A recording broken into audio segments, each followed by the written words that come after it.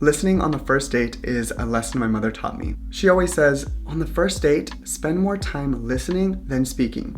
This way, you can catch your dates in their lies. I know, it sounds harsh, but it's something you have to look out for.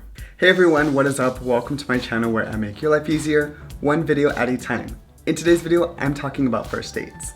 I've gone on dates since high school, I've used dating apps, I've landed dates through Facebook, Snapchat, Grindr, Tinder, and in person. Guys have stood me up, and I've said yes to accepting someone as my romantic partner on the first date.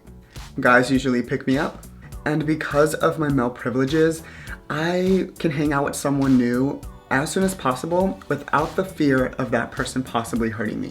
One lesson I learned from dating over the years is that dating is like a roller coaster. We can't expect to meet our life partner on a dating app. We have to go on bad dates and we have to get stood up, rejected, ghosted, and we have to learn what we want in a romantic partner so that we know what we're looking for. And sometimes we have to stop looking and realize that we will meet the right person when the universe decides. I hope all of you find this video helpful, and without further ado, let's get right into it. So the first tip is, it's not all about landing a romantic partner, but a new friend or contact. I've learned to leave expectations at the door. Dates don't always have to be romantic. Dates are romantic or social appointments. Dates could involve two classmates, two best friends, or two roommates. You don't have to hold hands, kiss goodbye, or have that person drop you off. First dates are opportunities to get to know someone new on an intimate level. For instance, the last person I went on a date with is now my friend on social media. We went on a coffee date and surprisingly, we met on Grindr. Although we're not talking romantically, he supports Molding Excellence, the brand that I'm building online. He's even DM'd me this. How awesome is that? We can't expect to learn everything about a person or fall for someone after one date. Sometimes people need to go on more than one date with the same person to see if they're genuinely a match. Thus, don't be too bummed if your first date with someone doesn't go as planned. Regardless, if the date went well, you can still be friends. So tip number 2 is don't worry too much about who's paying. It shouldn't even cross your mind. It's the first date.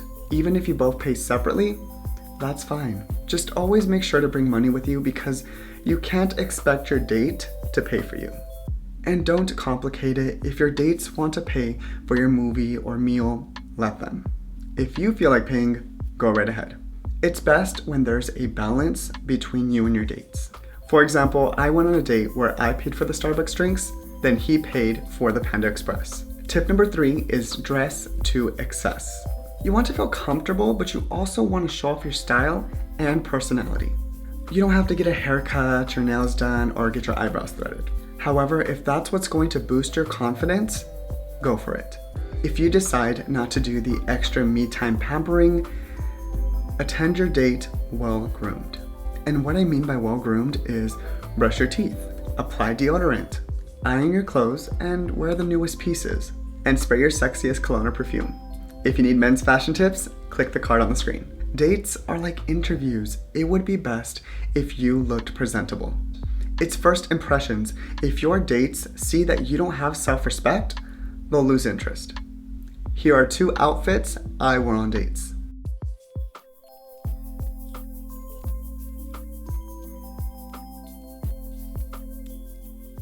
Pause. If you are finding this video helpful so far, please make sure to like it and subscribe to my YouTube channel for more helpful videos. Alright, let's jump right back into the video. Tip number 4. The first date should focus on face-to-face conversation. Face-to-face conversation is powerful, especially when the two are open-minded. The conversation becomes meaningful and it feels like it's just you two. You want to spend the limited hours you have together getting to know one another. Activities like hiking, eating at a restaurant, having a picnic, or walking through the park are places that would do just that. You don't want to go to places that are distracting like the theaters, dance clubs, or concerts. Save that for your second date. Hours of conversation will help determine whether you want to go out with this person again. The park is my favorite place to go on dates. Usually at night, it feels romantic and it feels like it's just you two. The park at night is where you two can talk for hours, sit and get a little closer, and then have some laughs on the playground. It can be pretty chilly, so you two may want to hold hands or physically touch. However, if you don't feel comfortable doing that on the first date, bring a sweater. Also, if you're worried about eye contact with someone you just met, walking through the park is perfect because you're not focused on each other's eyes. You're looking at what's in front of you. At the same time, you're listening to what that person has to say. So tip number 5 is to listen, listen, listen. Listening on the first date is a lesson my mother taught me. She always says, on the first date, spend more time listening than speaking. This way, you can catch your dates in their lies.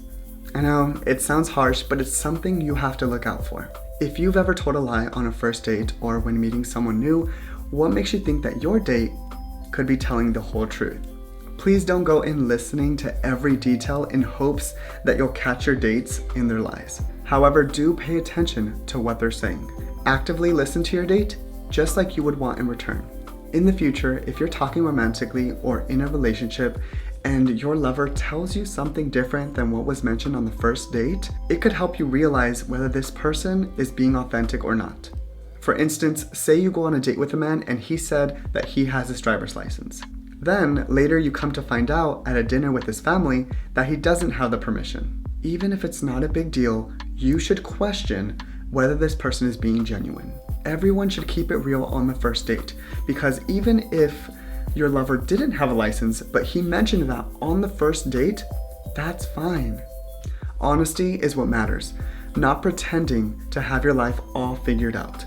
Alright, and so the 6th and final tip is to keep it real. When you meet new people, state your values, beliefs, and be honest from the start. If they accept you for who you are, then that is a relationship worth watering. If you pretend and lie, you'll lose. In a romantic relationship, you want someone to accept you for who you are, don't you? Thus, don't hold back. If your date asks you a question, tell it like it is. Don't be ashamed or feel embarrassed by your truth. Stand in it. For example, say you're a feminist, but you're afraid to mention it because you're on a date with a handsome man. Even though I know that a feminist wouldn't care, they would state their beliefs and their truth right off the bat. You're worried that he might be turned off by your identity. And if he is, no worries, on to the next. But who knows, he may be a feminist too. It's either you tell the truth or you lie. And we both know by tip number 4, that's a lane we don't want to enter. There you have it. Now you know what to expect on a first date. Dates can be a lot of fun, and at the end of the day, the only way that you're going to know what goes down on the first date is to experience it. I just wanted to help you out and just prepare you a little. If you found this video helpful, please make sure to like it because it'll go in your liked videos playlist. And before you go on your first date, you can come back to this video and review these tips. Comment down below if you have any questions. Subscribe to my YouTube channel because I make your life easier, one video at a time. And until next time, see y'all later.